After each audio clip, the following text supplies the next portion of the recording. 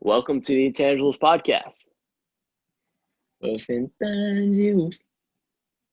As you guys probably can tell, we are now on Zoom. Connor, in his first week at college in his dorm room in Tigertown, Clemson University. How you Yes, enjoying life? sir. Loving it. COVID sort of made things a little weird, but with the exception of that, it's been really nice. Gotten a lot of schoolwork done and watched a little bit of basketball, a little bit of everything. So I can't complain. Life's good. Good to hear. But before, I should have just given you a formal, uh, how we always do it. The classic, yeah. The introduction of Connor Pederson, Warner Wetterson, the W Oh King, man. Mr. Oh My Days himself. Oh my days. We got a packed show. We've been Yeah, we do. gone for 7 days. So 7 days tonight. It's been a whole week, which is the longest hiatus we've ever been through in this show's history of 11 episodes. But we got some headlines today, and we're going to get through all of this. It's a jam-packed show. The Nuggets do it again. Second time in a row in consecutive series, coming back from down 3-1. So that's very interesting. It's The, insane. the NBA draft set for November 18th, which is not a surprise to us because we've been No. covering this for the past 2 weeks. Yeah. That around mid-November, late November would be the target date. All NBA and all rookie teams were announced today. So this was pretty controversial for some people, and other people think they got it just right. Yeah. Mike D'Antoni to part ways with the Rockets, which again, all of these coaching, hires and fires have been so surprising in the Knee last jerk. month. Knee jerk. Right. Um, Raptors sign Nick Nurse to a multi-year deal, which Good on him. props to Toronto. Nick Yeah. Nurse deserves it, and they should be good for a number of years if Pascal develops. But Yeah. we're going to get straight into all NBA first team. We're going to go down all three teams, and then we're going to get Connor and mine opinion on it as we go through. But to start off, we've got Rockets guard James Harden with 474 votes, and he will start off the backcourt for the first team. Connor, your thoughts on James Harden? I think he's a lock for that. Um, he's talented, as everybody knows. He gets the job done. Just about everybody loves him, with the exception of the refs on occasion, and obviously opposing coaches. Tough guy to coach against, but magnificent player. I think he deserved it. Same here. I completely agree with you, Connor, on the fact that James Harden is such a crafty player, a former MVP, and Yep. he had Russell Westbrook on his team, and still he slowed down a tiny bit, but it wasn't the slowness of production we were expecting from him Right. with having another ball dominant guard. But like his production we've seen over the years has been crazy. Just to think about, he's played with Chris Paul and Russell Westbrook, and is still putting up crazy numbers. He is. It's Yeah, really. I thought that his numbers would drop a little bit with Russ coming in, but he's just stayed steady, and Russ has picked up anything else that they lost from Clint Capella. right. So the second guard in the backcourt from the Dallas Mavericks receiving 416 votes would be sophomore player Luka Doncic. I, I feel like that one was expected too. He could have dropped to second team, but he was just his regular season stats were phenomenal. He put on a show for everybody watching, and just a treat for any basketball fan to watch. And again, I agree with you. Luka defied a lot of odds and doubts. I still have questions on his defense. He's not the most athletic Yeah, and fast twitch player on the defensive side of the ball, but he does everything else so well. Very great passer and playmaker, can get to a spot, knock down the shot. A very, very good rebounder for the guard stature that he has. And yeah, he's yeah, going to be a future Hall of Famer in my eyes, without a doubt. And he's oh for making sure. an All NBA first team in his second year, which is crazy. We got to think about that. It's That is insane, dude. crazy. So It's phenomenal. right, and that's a crazy jump. Props to Luka, man. great season. A lot of people didn't Yeah, good on expect you, it. brother.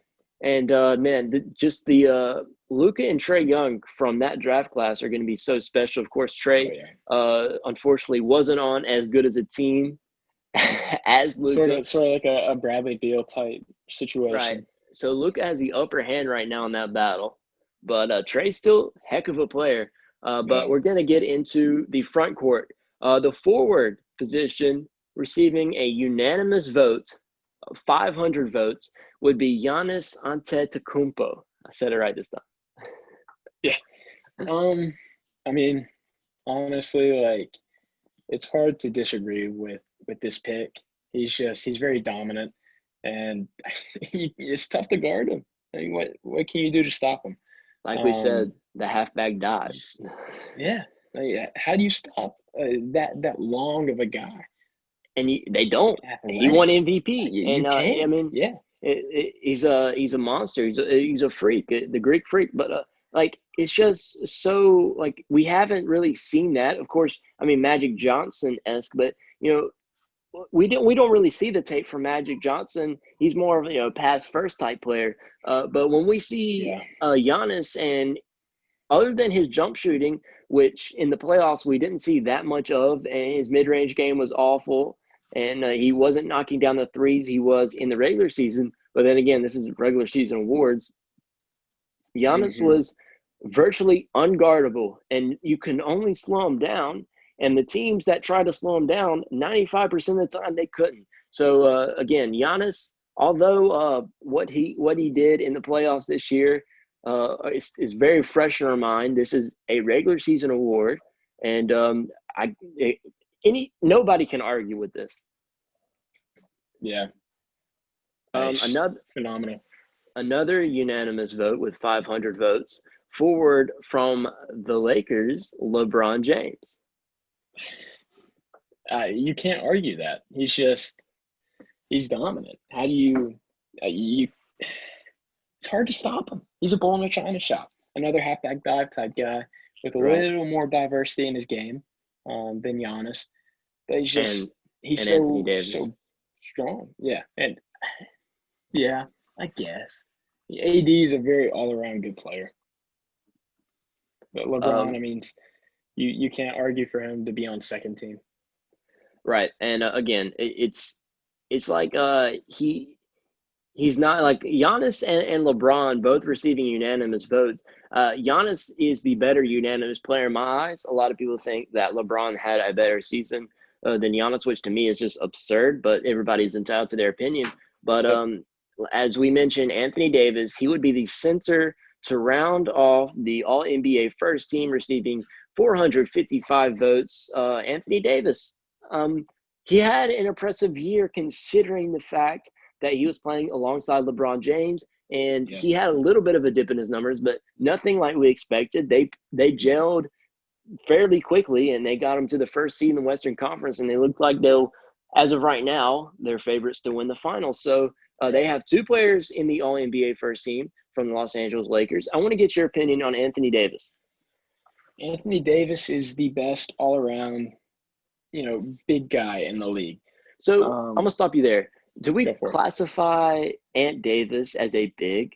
'Cause when I think of big, I think of like center, like rough and tough. Like if you say big, the best big in the league, But it's like Embiid, Jokic, Rudy. but you almost have to classify him as a big because the big is such a loose definition now. Right. There's no really true big men anymore. I mean, I'd classify him as a big just because he can work down the block, but he's sort of your modern big man in the sense that he can play out, play on the perimeter, hit jump shots, hit 3-pointers. He's got a good all around game. Right. Yeah, I agree with that.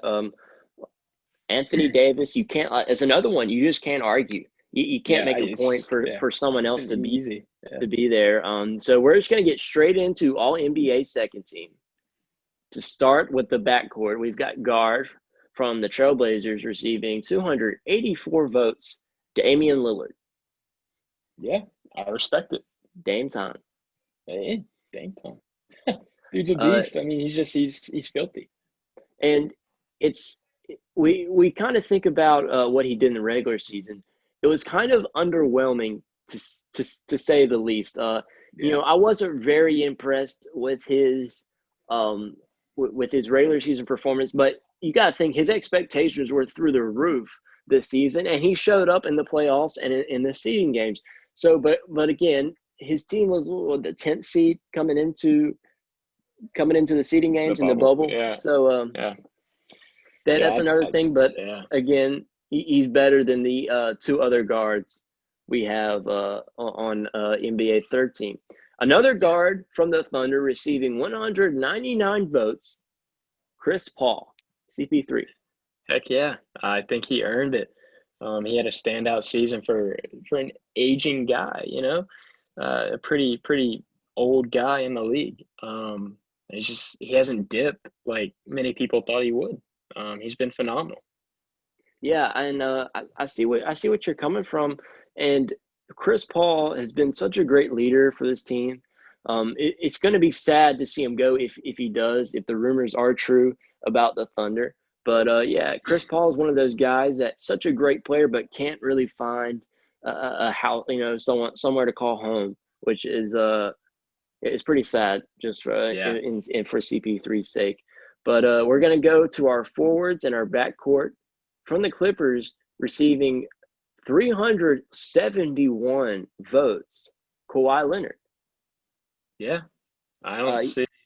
Hey, I don't know if you can really argue him for first team. yeah. Kind of If underwhelming in you certain look at senses. his competition, which would be Giannis and LeBron, Yeah. and you think like, well, they're both unanimous. So Yeah. in, So in that in that sense, it's Kawhi unlucky. he had a great year, and if it's any other year, he probably is first team. It just happened Yeah. to be one of the best years we've seen from Giannis and LeBron. So that's unfortunate for Kawhi, but that is not to take away from the regular season he had. Right. And I don't want to Because say he was completely underwhelming. I think what makes things underwhelming for me is, their early exit in the playoffs, which again, has this nothing to is do with what we're talking yeah, about, but it's it's fresh in just our it minds. casts a shadow, Yeah. Exactly. Yeah, I agree with you, but you got to think about he was missing Paul George for a majority of the regular season. So he had to carry that So load. right, and he did a dang good job of it. He did, Yeah, he and did. we really respect Kawhi for what he did in the regular season, and he'll be back in LA. I'm 99.9% sure of it. Him and Paul George will be back next season. Yeah, But they want another crack. another forward from the front court from the Raptors, Pascal Siakam, 168 votes. Connor, this has been a little bit more controversial in the Twitter replies of Bleacher Report and Sports Center that I've seen. Pascal, it's still like everything's so fresh in our mind because a lot of these guys did not play well at all. And Right. but Pascal, you got to respect what he's done for sure. But still, is that better than a Jason Tatum or Jimmy Butler type player? But again, let me get your thoughts on Pascal being on NBA's second team. I'm torn. I'm really torn. He's a very talented player. He does a lot of good things on the court for the Raptors, but you could really argue Jimmy for that. I don't know about Jason Tatum. Just sort of inconsistent. If he can, get a little more consistent, I think he's a sure lock for second team. But I think you could probably argue Jimmy for this. He's overall one of the best players. I don't want to say in the league right now, but With the playoffs, it's so weird discussing regular season awards so deep into the yeah, playoffs like we are. But that's just how the NBA is, and it's hard for like media to really remember what's happened, and because the regular season started almost 12 months ago, so it's been exactly. so There's been such long. a huge gap. That's Yeah, with COVID, it feels like forever ago that we had the regular season. and at center to round off NBA second team, all NBA second team, Nikola Jokic with 311 votes. I respect it. To me, as I've said, I think that Embiid is the better center. Of course, I'm a Philly fan, but Yeah. it's hard to watch just the disrespect Embiid had. Granted, he didn't really play; he missed like half the season, but it's it's a lot, because Jokic also wasn't healthy for a lot of the season either. So it's hard to watch someone like Jokic get 311 votes on the voting. So just for that reason, and again, I've got a lot to say about third team, that's for sure. But Yeah. your thoughts on Jokic? Honestly, I think it's a good pick. I'm pretty unbiased towards all the players that could have gotten it. But in my eyes, I feel like Jokic was the more complete player. Like you said, Embiid was out for a chunk of the season, and that hurt him. And when I watch Jokic, I see a little bit more energy and consistency. Whereas Embiid, things don't go his way. He starts to go downhill. Mentally, he's not checked in. It's stuff I haven't really seen from Jokic. He's a pretty, bland guy when it comes to facial expressions and body language. And you can definitely make that point. He's the better offensive player, And that's what I was but about to make. right, He's and but just that's better only overall that's offensively. only 50% of the game. And Embiid's not a bad offensive player by any stretch of the imagination. So, and he destroys Jokic on defense. And if you watch TNT and you've seen Draymond Green, he's picked apart Jokic's defense.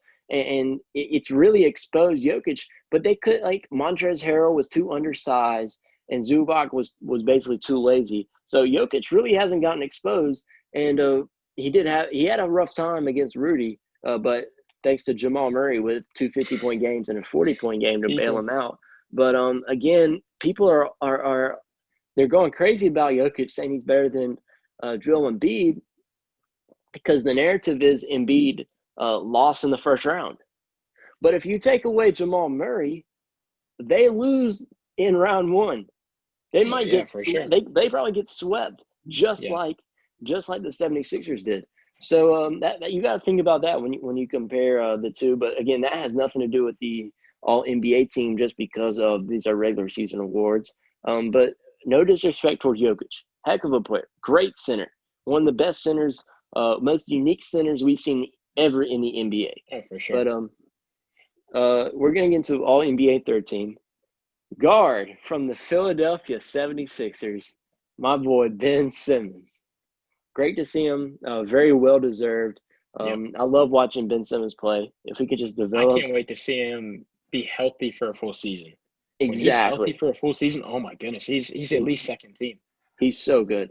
And again, the jump shot, at least a corner three, like a catch and shoot corner three would be amazing. But And that's a good thing because a jump shot is one of the easiest things to develop. I literally it's just muscle memory. So he gets in the gym, starts working on it. It's something he can easily fix. and that's a fact. We talked about that before in the pod. At guard from the Rockets with 56 votes, Russell Westbrook. So Rockets have both of their guards make all NBA teams. Russell Westbrook, who didn't play well in the playoffs at all, um, he's gotten the nickname Russell Westbrick. But uh, Who's that? what? Skip? Yeah, and pretty much everybody has gone on the Westbrook Yeah, yeah, yeah. bandwagon. But he did have a really good regular season, which He he got did. off to a slow start. About 12 months ago, he got off to a slow But start. that's But that's kind of expected trying to adjust to playing with James Harden. So facts. I get that, but the way that he performed, like you said, being a ball dominant guard with James Harden on his team, I phenomenal. It's impressive. Yeah, and I was impressed, especially with his after December 15th, around there, like right before Hmm. Christmas. I was very impressed with Yeah. his game throughout. Forward on All NBA 13 from the Boston Celtics, 153 votes. Jason Tatum. Connor, your thoughts? I respect it. He's a very talented player. I've been insanely impressed with him in the playoffs. I think he's a guy that one day we'll see on the All NBA first team because he's got that ceiling. Um, like I've said a lot, if he can get more consistent, then I think that he is. I think he's one of the better players in the NBA, just because he's so dynamic in what he does. He's got ridiculous shots. He mimics his game after Kobe, Yep. and I mean it's beautiful. Everything he does is just smooth, and it looks good, and most of the times it works. Yeah. To the rest of the All NBA third team, forward in the backcourt, forward from the Miami Heat receiving 147 votes, Jimmy G Buckets, Jimmy Butler. He with the Heat leading that young team to a semi high seeding to the fourth seed, which was pretty good in a competitive Eastern Conference. Yep. And you got to think about the work he's done, especially like I've said with that young team. He's done so tremendously well with the new Yes. team, and I really like this selection, and you can't Me argue too. against it. And No, him and Jason Tatum had the most votes out of anybody on this third team. as they should Your have. thoughts on Jimmy? Jimmy, I've been thoroughly impressed with him. He's gone to the Heat and really made a huge impact as a veteran. And he's been almost like a floor general. He's been the leader of that team, and he's done a magnificent job with them. And I think Spoelstra is a great coach to play under. So, props to Eric Spoelstra because I think that good players really shine under him. So I've been really impressed with Butler.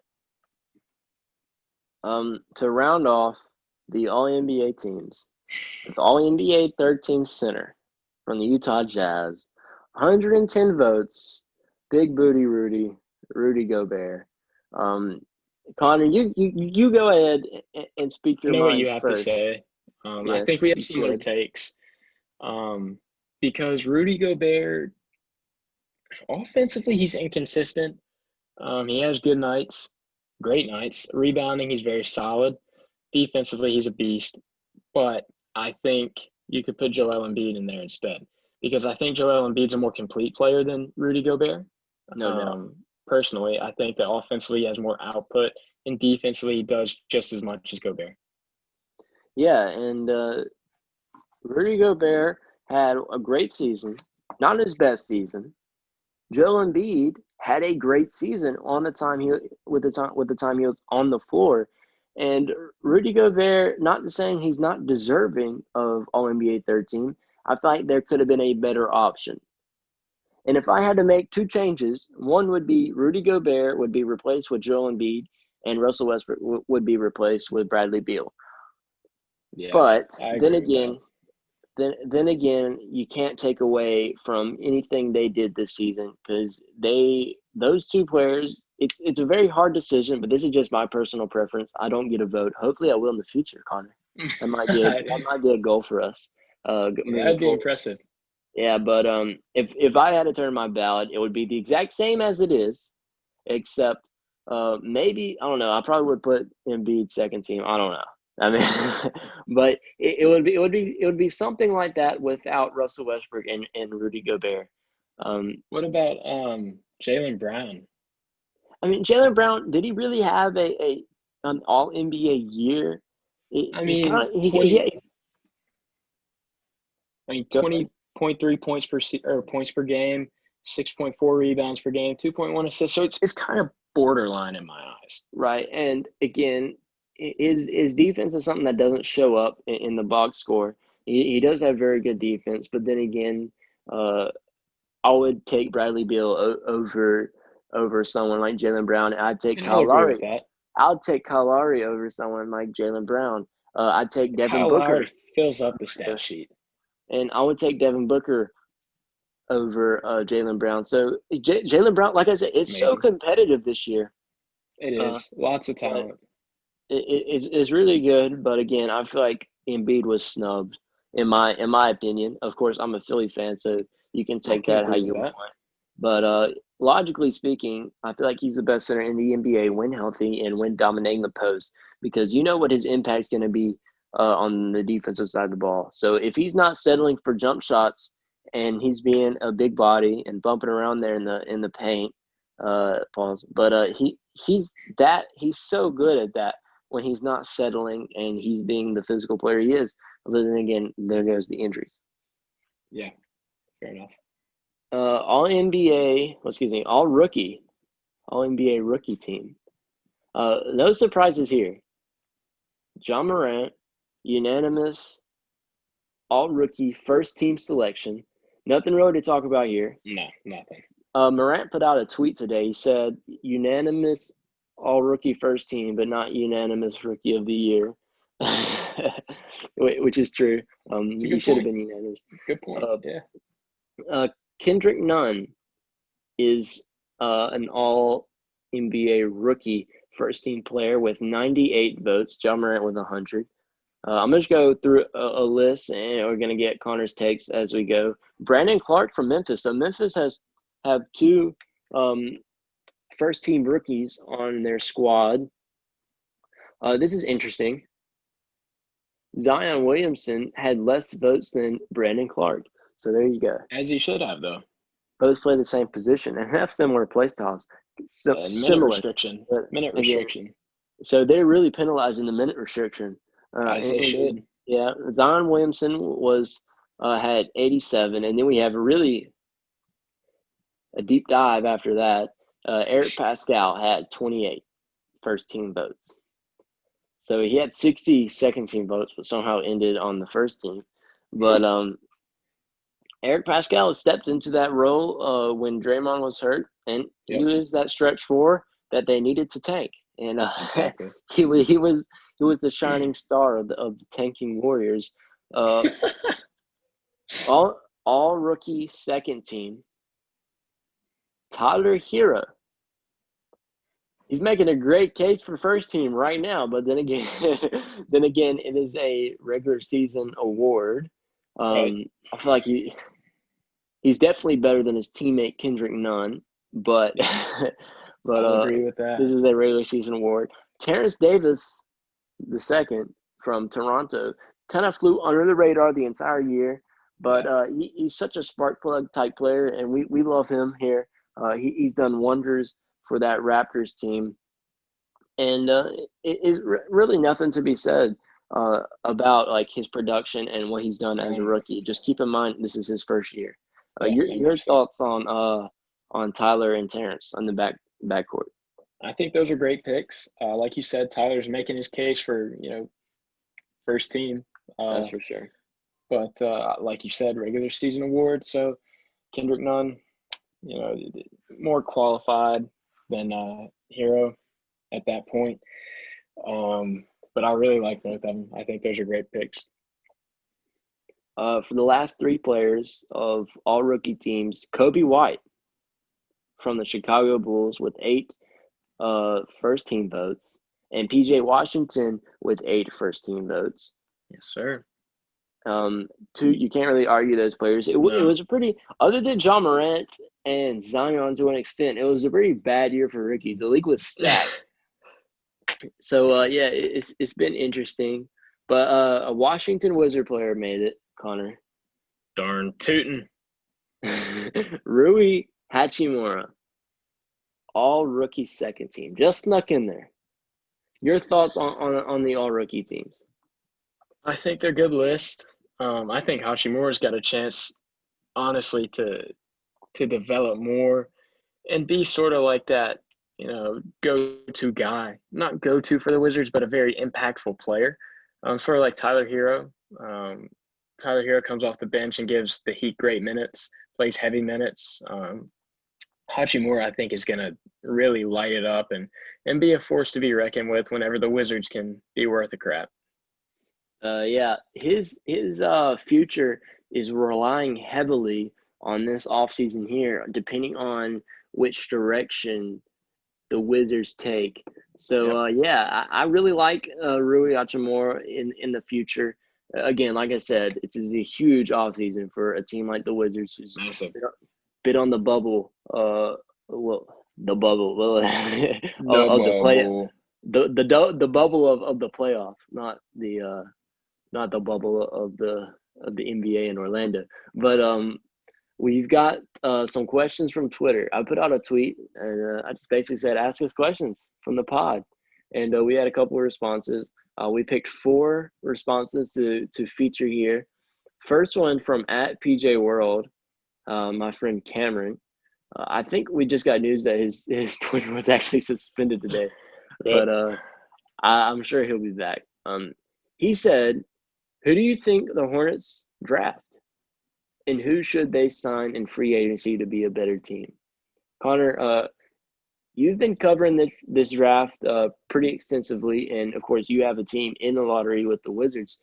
Yeah. So, with the Hornets, they had the 3rd pick.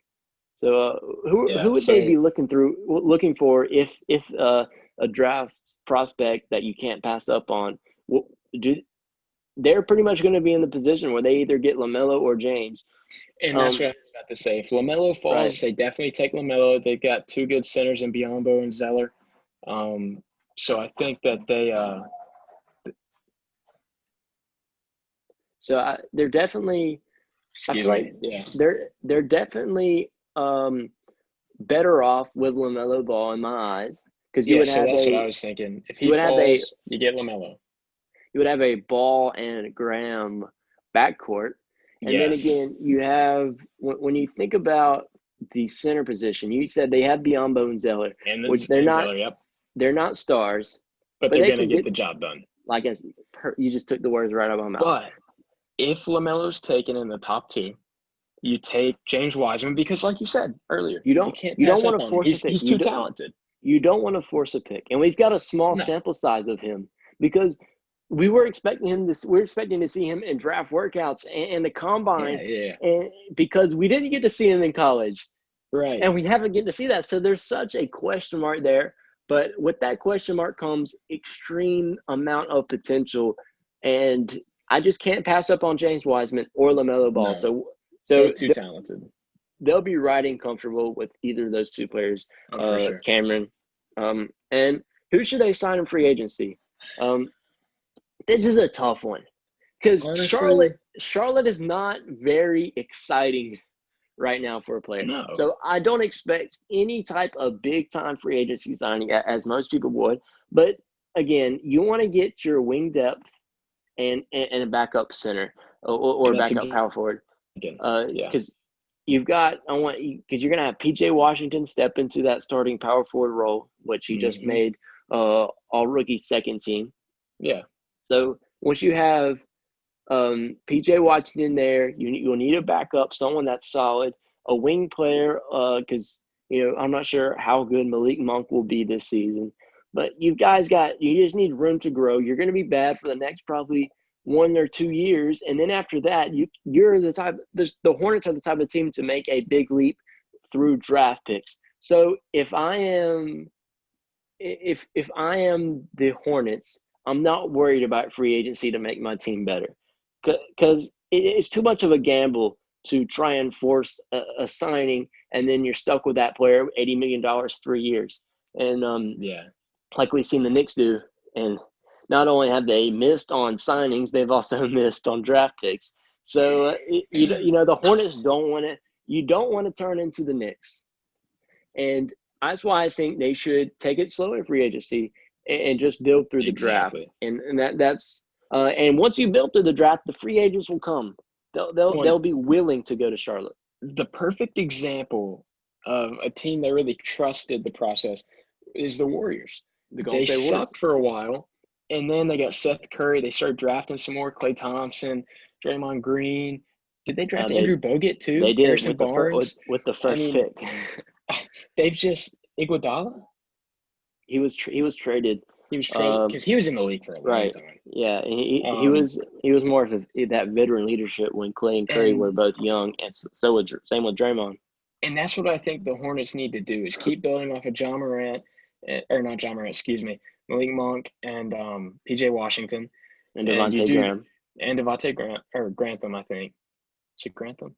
It's Graham. Devontae Graham from Kansas. I'm behind. Sorry, I'm behind. College giving me crazy stuff. So they build around them, bring in that veteran like Iggy, and you're set, man. So I think that's a great way to go about it. Be like the Warriors. Obviously, it brought them success and could continue to bring them success. Yeah, so rule number one for the Hornets is to don't turn into the Knicks. Basically, it Lord, is moral of the story. don't bring in Um, Anita Lakina. yeah. This is from Alex Stevenson, A Stevenson 13. How does Jimmy's fourth quarter performance compare to other stars in the league? And so, Alex, to answer your question, we've seen other stars in the league, such as Kawhi Leonard and Paul George, not show up in the fourth quarter at all. And when I mean at all, I Even mean literally. Dame. I mean, yeah, Dame. He was there was no Dame time for a while there, and Yeah. Jimmy Butler, what he's done consistently in the fourth quarter, has been so tremendously good for this Miami Heat team, and this is a big and. It will probably get them to the NBA Finals just Yes, it because will. of their Yeah. star performing in the fourth quarter. Your superstar on your team performing in the fourth quarter is so weighs so much value Yeah. in the playoffs, especially if you have players that can knock down shots. And Alex and I were watching the game, Right? and I'm sitting on the futon, and he's sitting at his desk, and we're watching. Jimmy hits that layup through the contact, and I'm like, there's no way that he just Yeah. finished that through all that contact And over Jason Tatum. And Jimmy Butler's always been a clutch player. He made a huge layup when Kawhi sent us home after bouncing his shot off the iron 15 times. But he Yeah. made a huge reverse layup. In Jimmy Butler's first game as a 76er, he hit a step back three against the Brooklyn Nets. So when I've really watched Jimmy Butler, of course I watched him with the Bulls and the Timberwolves, but not to the like a certain extent where I was studying him when he was with Philadelphia. But he's been so clutch for so long, and it's really all coming to fruition. Jimmy's behind you, looking at a piece of paper, but for people that can't see, if you're on YouTube, you know what I'm talking about. But yeah, Yeah. Alex. To clarify, Alex is your roommate, right? So he could have just asked Yes. you, but Best friend, roommate. Yep. So we've been watching a lot of basketball together. yeah, respect. This is from Zed on Twitter. What do the Clippers do now? A pretty basic question. I like that. The Clippers, they're It's a tough question. it's a lot of things to talk about. Montrezl Harrell Multifaceted. is a very exciting trade piece. He's young and he's very energetic. Do they Very trade much so. someone like Montrez? Honestly, I don't think you can. I don't think you can. He provides so much energy to that team. Kawhi's a very, low energy guy, sort of does his thing. PG, if he's got it going, he can have some energy, but it's a pretty low energy team with the exception of P-Bev and Montrez. Those are really their two spark plugs. And Trez really gave him good minutes off the bench and just made a huge impact for them. We've seen it in the playoffs. He's been phenomenal. So it stinks that they're out, but good on you, Nuggets.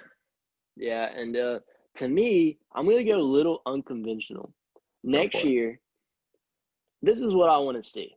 We've seen positionless basketball. You've heard us talk about it millions and millions of times.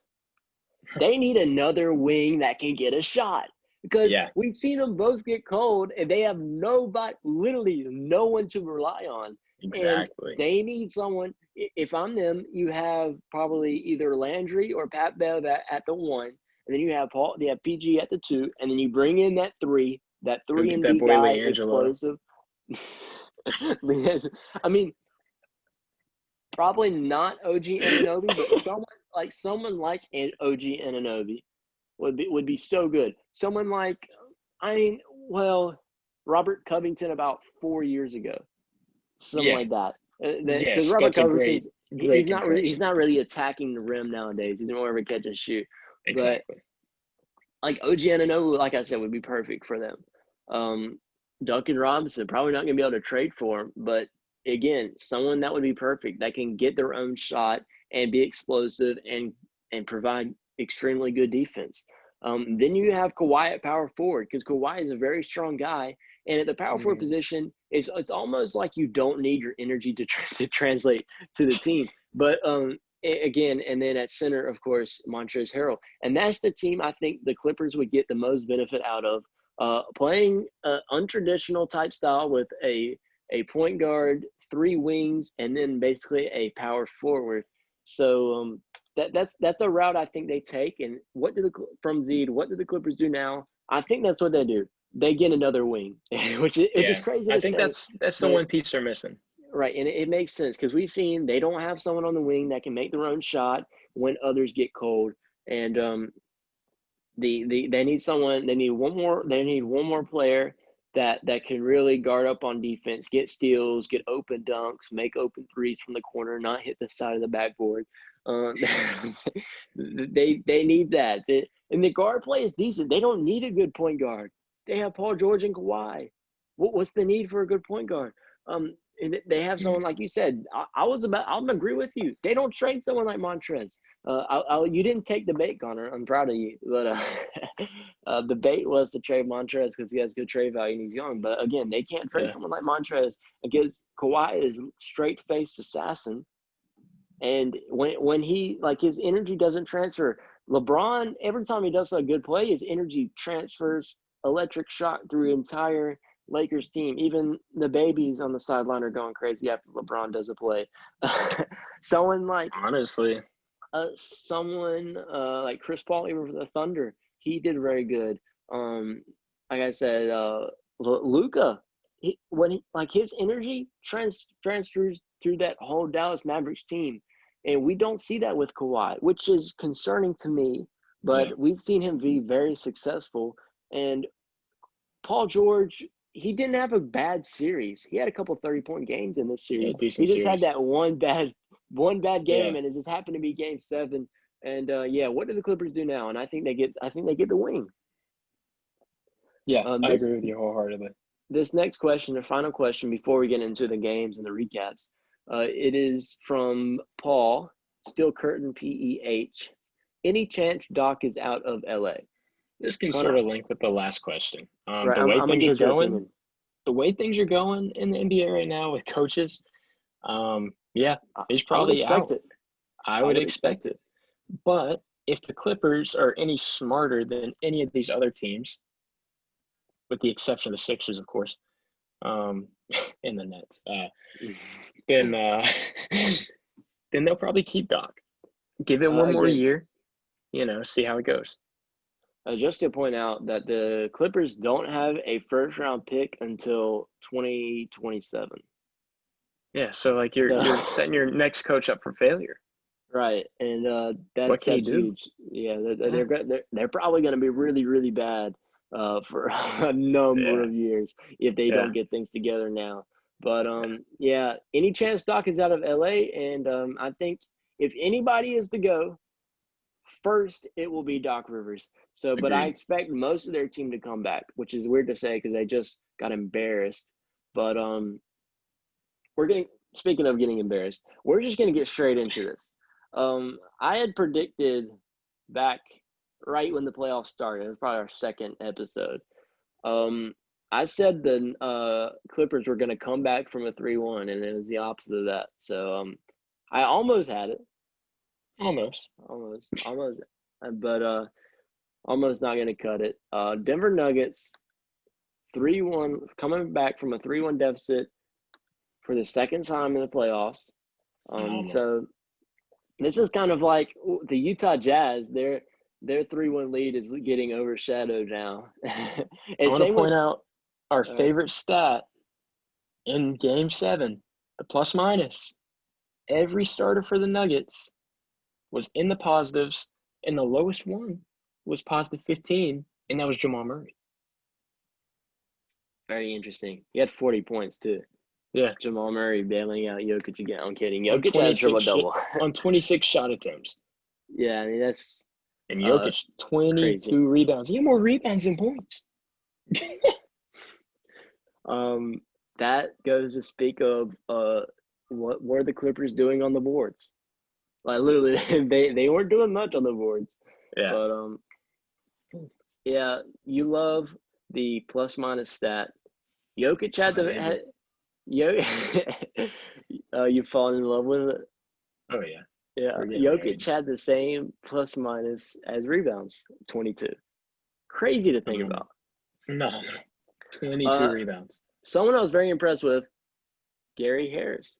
We said that Yes. he was going to be a key for this team. Even before the Jazz started, we were so high on Gary Harris, and we were very concerned about Yes. when, if, and when he comes back and how he will affect the team.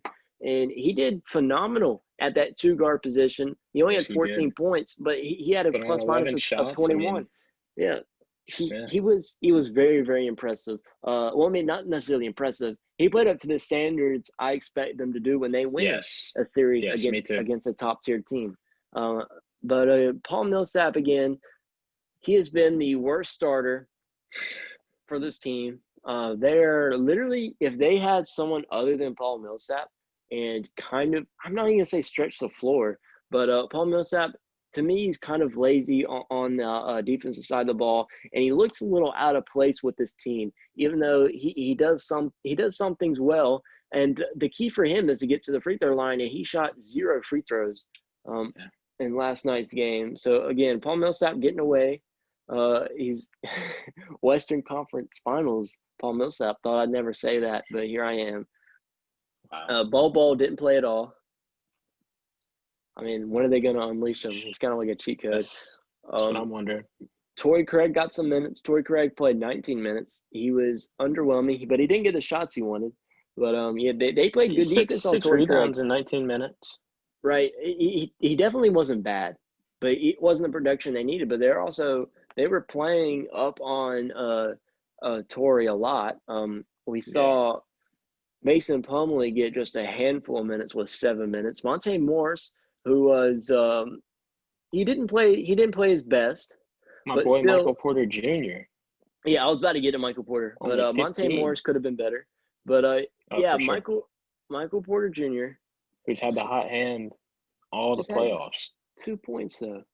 Yeah. Um, it's so weird to have Michael Porter Jr., who's been a big part of this team, just have 2 points. And just to think about, if Michael Porter Jr.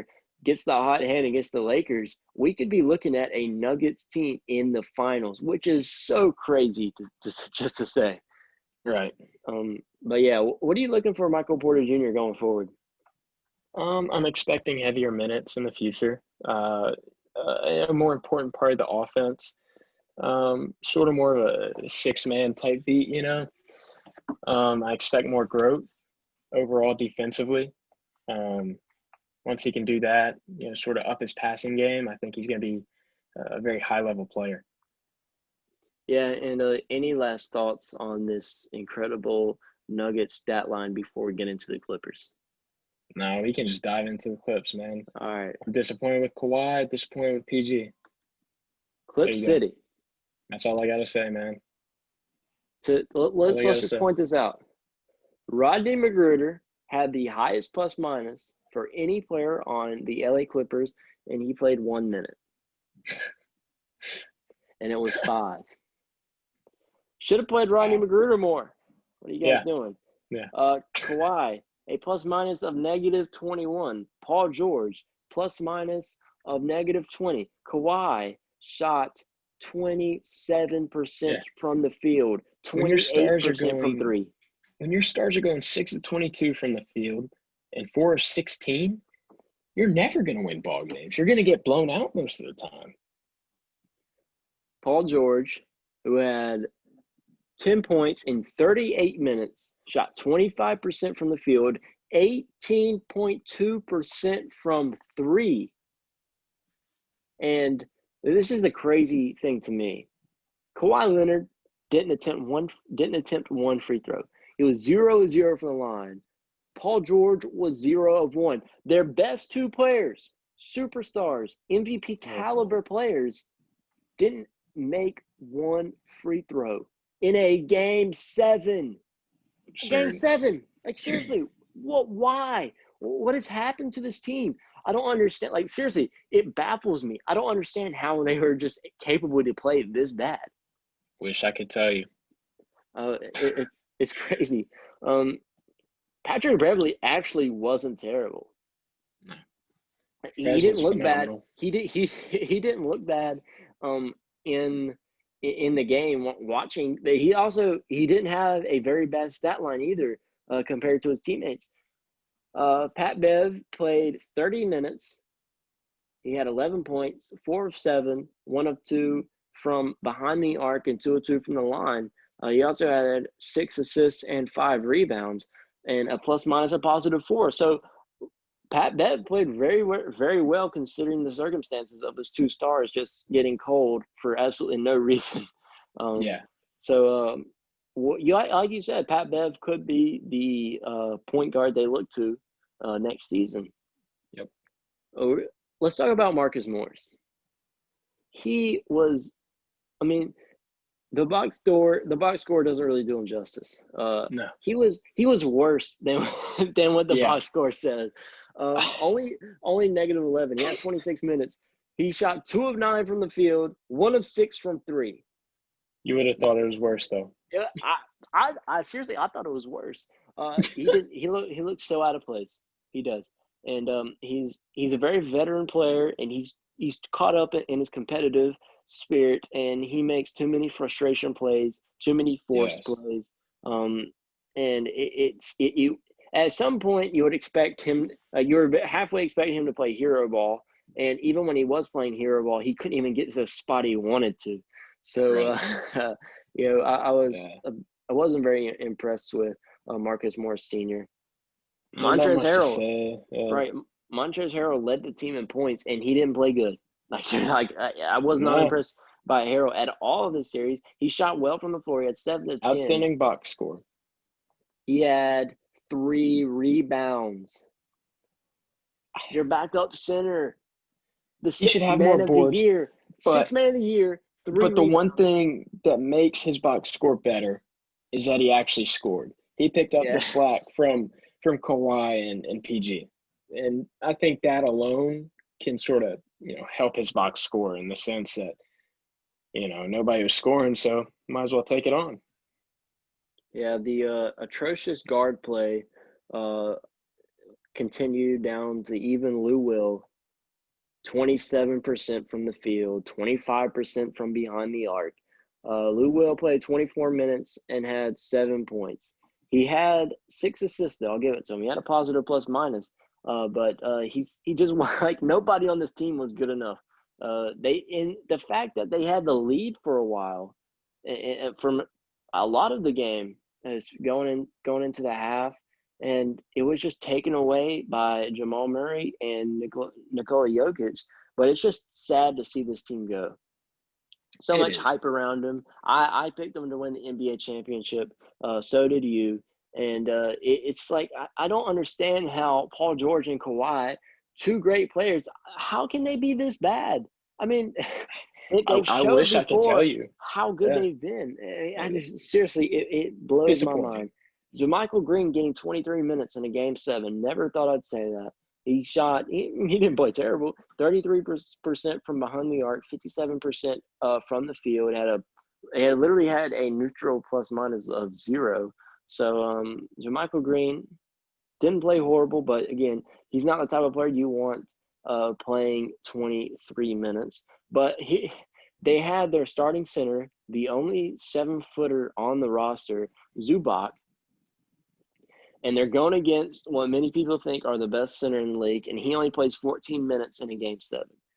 Which to me is unacceptable when the guy you play 25 minutes off your bench, who's your primary big, and he only gets 3 rebounds, and you look at Jokic and he's got 22. And I feel like Zubac was so lazy. He only took 5 shots, not a single free throw from a big. It's so unaggressive play they had. Yeah. And there's not really much else to say. I think you covered just about everything. I mean, honestly, I think we can probably transition straight into Boston, Miami. Yeah, we're gonna do that just real quick. Overtime, first game overtime. I want 6 more games just like this one. Me too. Yeah, That's this playoff basketball that I like to watch right there. it is. Shout out to Goran Dragic. He What a has been guy. under the radar the entire season, last 2 seasons with the Miami Heat. Really, Jimmy Butler had 20 points. Like I said, Dragic led the team with 29, 11 of 19 from the field, 3 of 6 from three, 4 of 4 from the line, 7 rebounds, 4 assists, a plus minus of 13 in a win by 3 game. So, Goran, could he be? Um, he doesn't get enough credit for one, and could Yeah. he be the hidden superstar they have? We've seen Yeah. Jimmy Butler get all the credit. It really could should no doubt Goran should have more credit, but is he the secret weapon of this Miami Heat team? He is the sole reason that the Heat got back into the game after the first quarter, or late in the first quarter, I should say. He kept them in the game. Um, Alex and I are sitting down watching the game, and we're both like, this game's over. Like 8 minutes in the first quarter, Celtics are just dominating, just going They are. crazy. They're hitting everything. The Heat can't buy a bucket. And we're sitting there, we're like, it's over. It's over. Like, this is ridiculous. And then the Heat go on a run, sort of keep it close, cut to about eight or 10 at the end of the first. So it's phenomenal basketball from the Heat to stay in the game and then battle back and really be competitive. Tyler Hero, I thought was pretty good. One of our guys, second team, all rookie. He almost had a Um, triple double. He was one assist Yes, away from that's a what I was about triple to double, point which is out. insane. 11 boards, 9 assists, 12 points. Just a great stat line from him, 50% from the floor. He's It's so what you fun to love to see watch. from a guy off the bench. And I saw this from Tyler. I don't know if you know the exact play I'm talking about. He passed up a three. He did a little pump fake, and Yep. then his defender was in the air. He passed to Jimmy, and Jimmy got an and one. And that's such a veteran. You see that from a player that's played 9, 10, 11 years in the league, and Tyler Hero is a rookie. In his first year. I mean, It's scary. it's insane the veteran play he showed, and that's when I was like, I've been saying Tyler's a real deal, but how could you not? I've seen. I was like, well, you can make the argument for Tyler that he gambles on defense and he tries to go for steals and he gets inconsistent from behind the arc and he misses layups. He doesn't get to the rack strong enough, and that was the criticism, which didn't get him all rookie first team, and he's silenced every single critic so far in this playoffs, and well deserved for Tyler. Yeah. Really love his game. Next, let's get to one of the most impactful play. Bam Adebayo block on Jason Tatum. Yes. One of the craziest blocks. Twitter reacted crazy. Connor, what was People your are, initial reaction? I'm not going to lie, my initial reaction was the same as everybody else. That might have been the best block ever. And when you sort of calm down and look back at it, it was a heck of a block. But it wasn't on as big of a stage as LeBron's comeback block against Iguodala and the Warriors in the finals. Now, this was a big block. If he doesn't get the block, they're probably going to OT again or double OT. It was really impressive to see. It was a strong block too, because Tatum came down hard. I saw Tatum go up. I'm like, oh, this is money. Then Bam comes out of nowhere. He's like, all right, get out of here, boy. You're little. I couldn't believe it. It was like watching a man block a child. And like you said, we could debate this for hours, which was the best block in playoff history. And we'll never get to a conclusion. Yeah, we'll never get to a conclusion, which is why we're not going to debate it. There's a time and place for that. But Bam Adebayo, who played 42 minutes, had 18 points. He was 8 of 11 from the free throw line. One of those misses came late. He had 9 assists, though. That's what I was going to point out. Their center had 9 assists. Huge for this team. Arguably one of the best blocks the NBA playoffs has ever seen. But yeah, when you look at the screenshots from it and you see like Tatum going up to dunk, and you're like, you see Bam so far under Comes where out of Tatum nowhere. is, and you're like, when you look at it, you would think there's no possible way Bam could block it, and he ends up doing it, which makes it even more special. But let's get into this Boston Celtic team. They didn't play bad at all. I thought they played very well, especially in the beginning, like you said. Tatum had 30 points, and this is the Marcus killer. Smart, though. You We're see going to him, talk about. the start he had. I mean, we love Marcus Smart here. Marcus That, Smart has shown out oh my so big, gosh. tremendously. Jason Tatum, he had 30 points and lost, which is a bad sign if I'm the Boston Celtics, because you got to capitalize on Jason Tatum's 30-plus points. Yes and no. They had 5 players in double figures, same as the Heat. So I don't know how disappointed I am. Like 30 points, obviously, you expect to win if Tatum's putting up 30. One player I'm expecting more from is probably Jaylen Brown and Kemba Walker. If you're going to take 19 shots, you need to have more than 19 points. If you're putting up 19, you need to have at least 25. Yeah, I agree with that. Kimba, who's been subpar for the better part of the last two series. He played pretty phenomenal against 76ers for a couple games. But Magnificent. like I said, I know what you're saying about Tatum, and they had 5 guys in double figures. But then again, I'm thinking, what about, does Marcus Smart put up 26 points again? Does Brad Wanamaker put up 11 No, again? Shout out to no. Brad Wanamaker, the OG. I know Coach Tay's listening right now. Yeah. Um, he's given Brad Wanamaker the OG nickname, so that's what we've been calling him, Brad OG Wanamaker. But yeah, Brad Wanamaker was phenomenal. He came in and he was doing reverse lays, and he was getting all the hustle stats, and Mhm. he was the reason this game was close. Once the Heat started coming back from that bad first quarter, and Celtics couldn't capitalize, and so they looked to Wanamaker, and he provided, just to say the least. And he played a Well, good chunk of minutes, 24 minutes. yeah, and you made a great point saying, can you expect Smart to put up 26? No, you can't. Can you You expect can't. Wanamaker to put up 11? Hell no.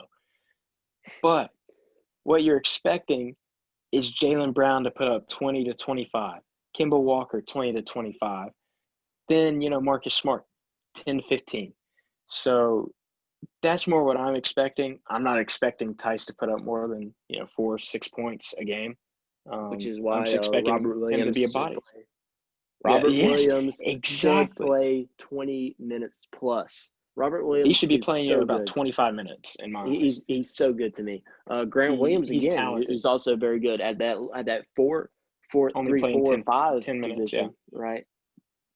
Maybe But maybe you rotate him in there a little bit more because he's a very talented scorer, great shooter as well. I want to see Jaylen Brown get more touches. I mean, that's Jaylen Brown has to get 25 plus and play phenomenal defense to win the game. He didn't have to do that in this one because Marcus Smart did that for him. Yeah. I think if Jaylen Brown has 26 and Marcus Smart has 17, I mean, it's crazy to think that, because like really the score wouldn't change, but that the energy changes when someone like Jaylen Brown gets a high number of points. Yeah. It would be in a more productive way than Marcus Smart, because he did take 18 shots and shot 6 of 13 from behind the arc, which aren't bad numbers. But, But again, 50% from the field, I'm never going to be upset with that. If exactly. Jaylen But Brown keeps his same percentage with the same amount of shots that Marcus Smart took, it's not going to right, be but any better. when I look at a Jason Brown, Jaylen Brown 26-point outing, it's more of he shot like 67% from the field. When I'm talking about when he does have good games, he tends to shoot very well from the field, and he kind of feels his way throughout the game. But I want to see more from Jaylen Brown, and Marcus Smart can just do his thing, because if Marcus Smart puts up 26 this game, and he could put up 4 the next game and have the same exact impact. So that's the crazy thing about Marcus Smart, and an all defensive player, all defensive first team. But Yeah, I mean, there's nothing wrong with this team. They just have to they just have to knock down their shots when they need them to. And they were kind of unlucky because Jimmy just showed up crazy. You know, Jimmy G buckets was clutch, and then Bam had the crazy block, which no one was expecting. So I mean, Yep. this is going to be a very very good series, and I'm here for it. Oh, for sure. So, I mean, that moves us forward in the Eastern Conference Finals. I mean, we've already, sort of established how Do you that's want to going to do be. a prediction real quick with I mean, game one?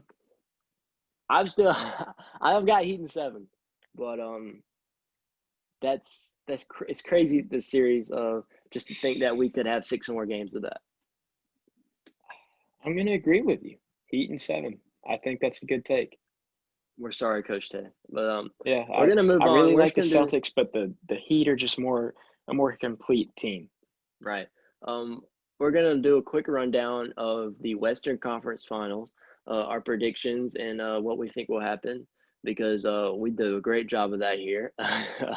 Yeah. um, the duo of the Nuggets versus the duo of the Lakers, and you're out of your mind if you prefer the duo of the Nuggets to me. But then again, if you say you would rather have the duo of the Nuggets, you also you're not you can make a point for yourself just because of how Jamal Murray could put up 50 points at any time. Oh yeah, for sure. Honestly, this series is going to be a lot better than people are making it out to be. Skip Bayless, you're a fool for saying the Nuggets have no chance. Oh, they have a chance for This sure. is the most resilient team I've seen as long as I can remember. Like they coming back from 3-1 back-to-back series, it's phenomenal. It's amazing. It's great basketball. You love to It is. watch it. You love to see it. So I think this could go to 6 games potentially. And the reason they're so resilient and playing so well, they've grown organically. This is not their first year It's playing. because of This that is not girl like in the background. a yeah, we know why Jamal Murray's playing well. But Woo-hoo-hoo-hoo. um, uh, I'm going to talk about Jamal Murray and Jokic have more experience than LeBron and AD, and their duo like has been grown organically. No free agent signings, which Lakers have both free agent signings. But what was your take on this Nuggets versus Lakers series? Like I said, I think it goes to 6 games, potentially 7, potentially. I think 6 games is a little more accurate. Lakers come out on top. Nuggets give them a good run for their money, keep it close a couple of games. Um, like we said, though, all you have to do against the Lakers is slow down Anthony Davis. If you can just slow down one of them, that gives you a much better chance to win, and you let Jamal score a lot of points. Jokic put up a decent amount, probably as normal, 20 points. Get some good boards and assists. I think we see this go to 6 or 7 games.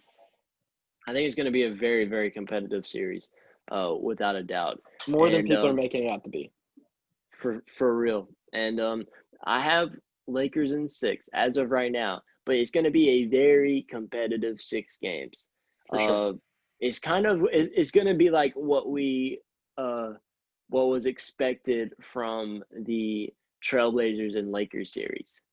I think this is going to live up to that potential that the Blazers Lakers had. So that's why I really like the Nuggets in this because of course they have better matchups coming off the bench.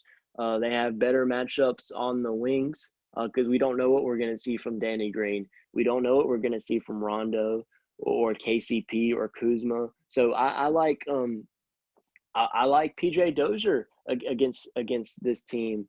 I like Torrey Craig. Michael Porter Jr., who hasn't really played at all, or played well at all. He's played. Bobo hasn't played well at all, or played at all. Period.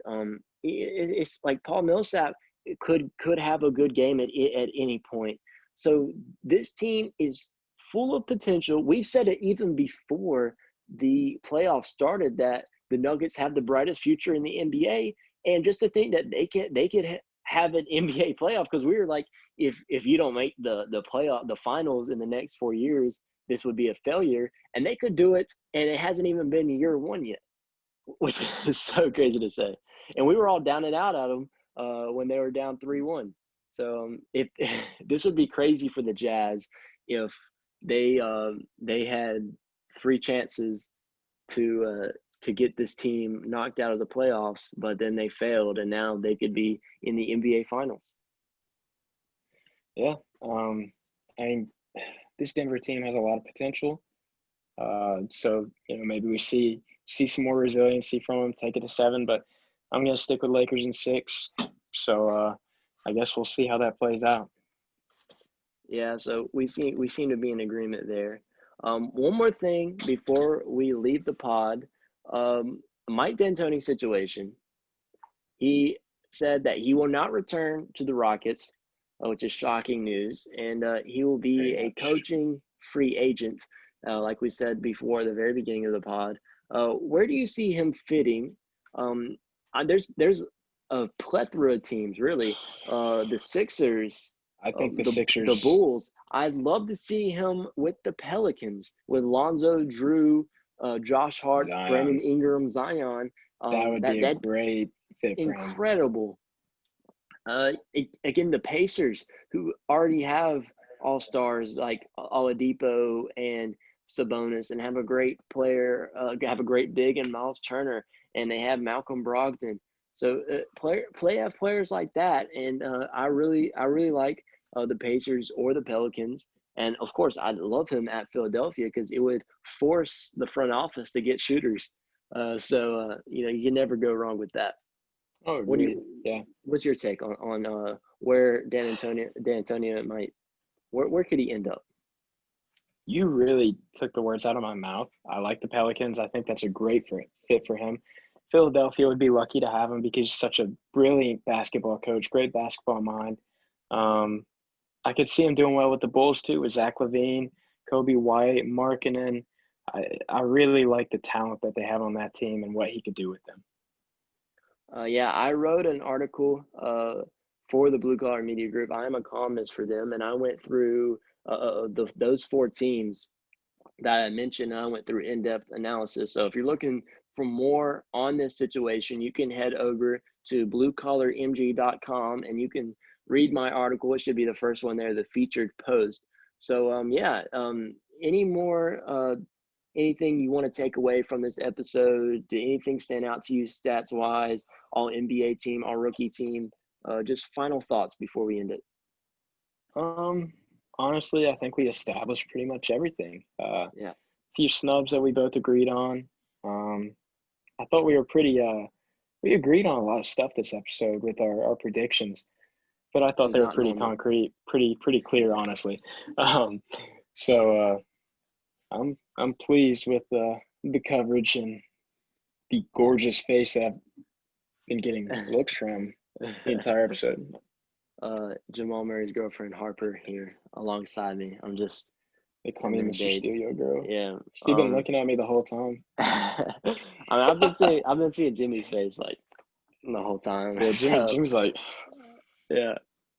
That is where we're gonna end our recording. Thank you guys for joining. If you've made it this far, you've had to like something. So like on YouTube. 5-star review. 5-star review. Connor took the words right out of my mouth. And make sure you download this podcast and share it to all your friends and tell us how good we are at our job. We appreciate you guys. We'll appreciate it. We'll let you guys fam. get back to reality. Hope you guys stay safe out there. The most important thing. And we got college football this weekend, baby. Heck yeah, go Tigers! College football, playoff basketball. Go Tigers! Doesn't get better than that. It does not. We'll see you guys in the next one. Peace. Peace.